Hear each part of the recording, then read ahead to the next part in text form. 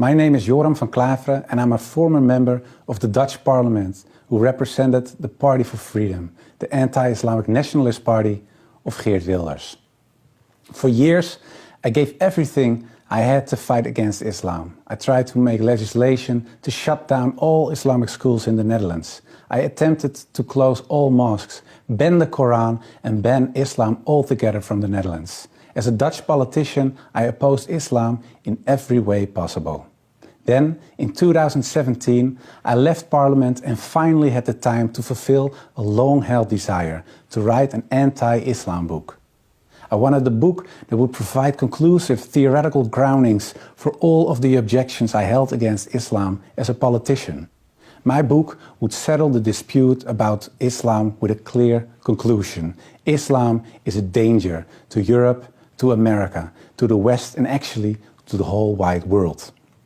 Before writing my book, my view about Islam was influenced by the conservative Protestant environment of my upbringing, in which other religions, and certainly Islam, was definitely seen as wayward and wrong.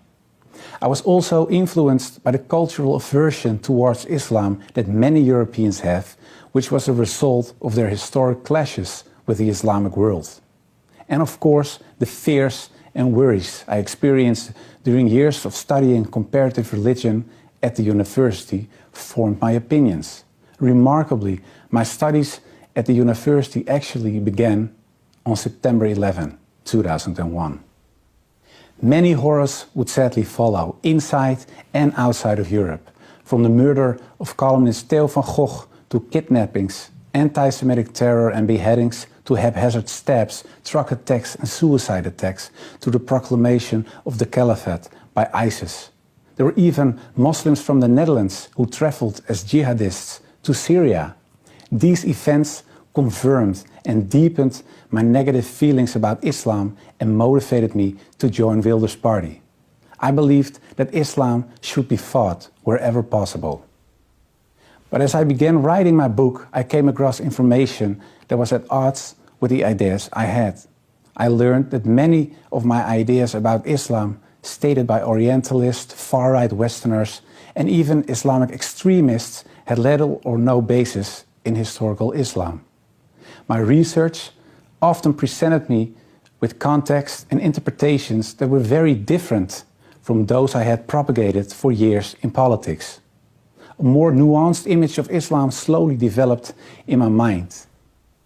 Seeking more information, I wrote to various academic authorities on Islam, including Professor Abdul Hakim Murad of Cambridge University. He pointed out various scholars, books and facts and advised me to read again and more deeply this time.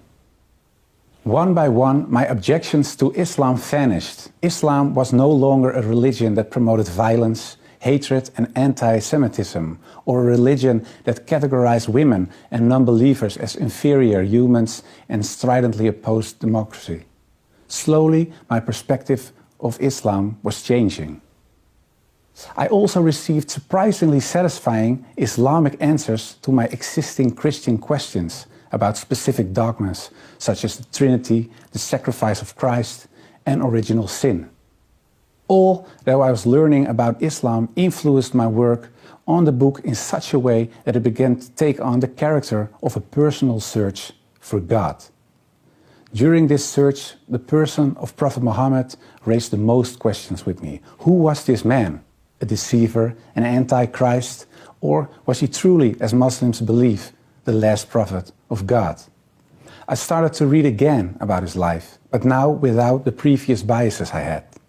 And I saw a more than special man, a man with almost supernatural patience, care, love, guidance, and above all dedication to his God and to his mission for justice.